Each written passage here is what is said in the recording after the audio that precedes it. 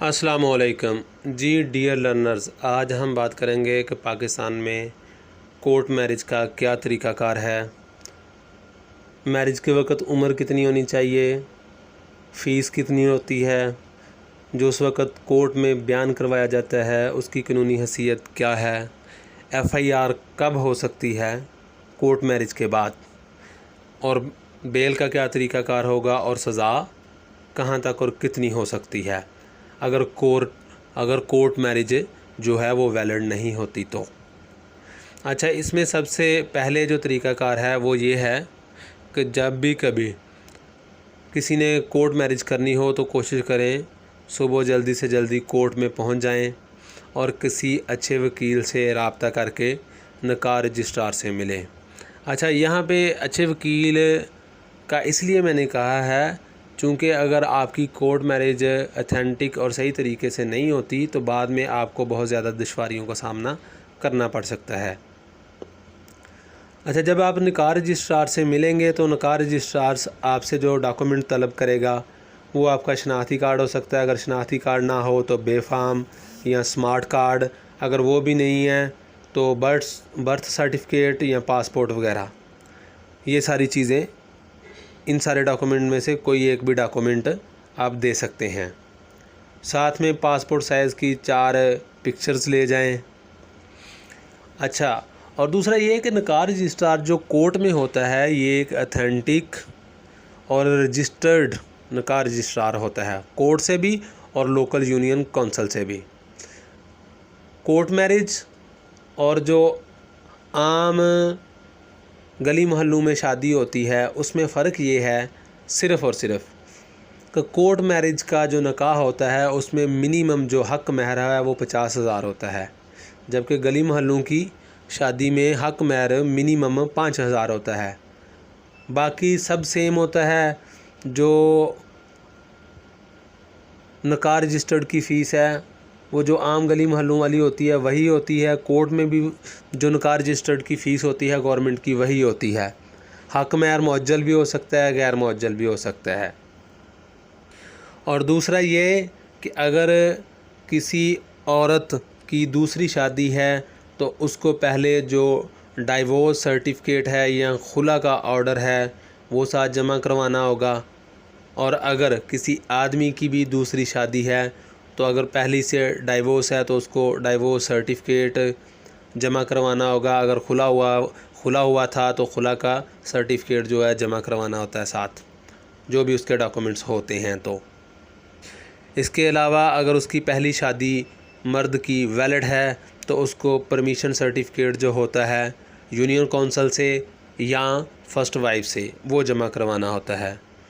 Second marriage के लिए मर्द के लिए कोई लिमिट नहीं होती कि वो तलाक, या अगर उसकी बीवी फौत हो गई है पहले वाली तो उसके लिए इद्दत या कोई स्पेसिफ़िक लिमिटेशंस नहीं होती दिनों की, जबकि औरत के लिए 90 दिन की लिमिट होती है, 90 दिन की इद्दत होती है। अगर उसने तलाक ली हो या अगर उसका हस्बैंड पहले वाला फौत हो जाए तो फिर 4 महीने 10 दिन की इद्दत होगी। निकाह का प्रोसेस कंप्लीट होने के बाद जो वकील हज़रात हैं उनका काम शुरू हो जाता है। वकील हज़रात आपके निकाह की फ़ोटोकॉपी लेके क्रिमिनल प्रोसीजर कोड सेक्शन 200 के तहत इस्तगासा फ़ाइल करते हैं मजिस्ट्रेट के यहाँ, जिसमें मोस्टली सेक्शन 506 और सेक्शन 354 के तहत वो एक प्लेंट फ़ाइल करते हैं। और आपका जो बयान है लड़की का स्पेशली 164 के तहत रिकॉर्ड करवाया जाता है मजिस्ट्रेट के सामने। फ्री विल, उसमें जो मेजर उसका सब्जेक्ट होता है कि फ्री विल, आज़ादाना हसीयत के तौर पर बग़ैर किसी जबरो दबाव के अपनी रज़ामंदी से जो लड़की है वो लड़के से शादी कर रही है और उसकी ये स्टेटमेंट जो है वो हमेशा वैलिड रहेगी, बगैर वो बाद में आने वाले टाइम में भी अपनी इस स्टेटमेंट को चेंज नहीं करेगी। चूँकि ज़्यादातर ऐसा होता है अगर जब कोर्ट मैरिज की जाती है तो अगर ये जो बयान होते हैं मजिस्ट्रेट के सामने ये कलमबंद नहीं करवाए जाते तो आने वाले वक्त में उस मतलब जो शादीशुदा जोड़ा होता है उनको काफ़ी मसाइल का सामना पेश करना पड़ सकता है। चूँकि जब बयान हो चुके होते हैं सेक्शन 164 के तहत, तो जज जो है वो एक ऑर्डर दे देता है जिसमें वो वाज़ेह मेंशन कर देता है कि फ्री विल के तौर पे लड़की ने शादी की है, तो आने वाले वक्त में जो लड़की के बहन भाई हैं, माँ बाप हैं, वो एफआईआर वगैरह नहीं करवा सकते। अगर वो एफआईआर करवा भी देते हैं तो निकाहनामे की फ़ोटोकॉपी और जो आर्डर होता है ये मजिस्ट्रेट का, वो दे के दिखा के पुलिस वालों को, तो आप उस एफआईआर से जान छुड़वा सकते हैं। अगर फिर भी नहीं, तो जब आपका कोर्ट में केस फाइल हो जाता है तो आप जो मजिस्ट्रेट होता है उसको वो डॉक्यूमेंट दिखा के निकाहनामे की फ़ोटोकॉपी या असल निकाहनामा और साथ में जज के आर्डर, तो क्या होता है वो आप पे जो एफआईआर हुई होती है वो खारिज हो जाती है। याद रहे कि जो आप पे एफआईआर करवाई जाती है उस वक़्त मोस्टली वो 365 के तहत होती है। पाकिस्तान पीनल कोड का सेक्शन 365 के तहत एफआईआर करवाई जाती है। अगर आपने पहले वो स्टेटमेंट बयान नहीं करवाए होंगे मजिस्ट्रेट के सामने, तो याद रखें जब लड़की अपने बयान से मुकर जाती है तो अगर कानूनी तौर पे ये चीज़ साबित हो जाए तो इसमें लाइफ इम्प्रिजनमेंट की सज़ा है, उम्र कैद की सज़ा है। तो बराए मेहरबानी जब भी आप लोग शादी करें तो ज़रूर स्टेटमेंट करवा लिया करें, बयान जो है 164 के तहत ज़रूर करवाया करें ताकि आने वाले वक्त में आप लोगों को परेशानी ना हो।